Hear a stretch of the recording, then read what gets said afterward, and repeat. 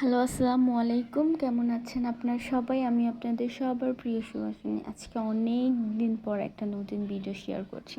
আশা করি আপনাদের ভালো লাগবে।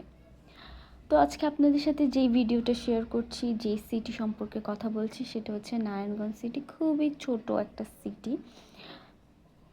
আশা করি ভালো লাগবে। অনেকে আমাকে জিজ্ঞেস করে যে আপু, নারায়ণগঞ্জ সিটির মধ্যে কোন প্লেসটা খুব ভালো হবে ঘোরার জন্য।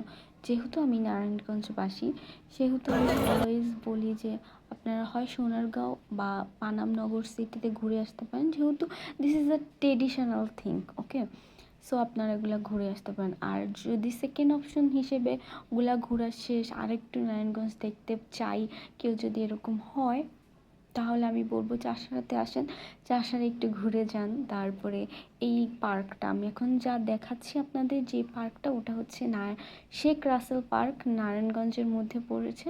এই পার্কটা ভালো, এভারেজ, আমি বলবো না খুবই ভালো, বাট ঘোরার জন্য আপনারা যারা পার্কে ঘুরতে পছন্দ করেন তাদের জন্য ভালো, আর আপনাদের পছন্দ হবে আই থিঙ্ক। আর নারায়ণগঞ্জ যেহেতু খুবই ছোট একটা প্লেস, ঘুরতে পারেন। নারায়ণগঞ্জ মানুষের চিন্তা ভাবনা, জীবন বৃত্তান্ত এগুলো জানতে পারেন, কিভাবে তারা চলাফেরা করে, এগুলো জানতে পারেন। আর দ্যাটস ইট আজকে।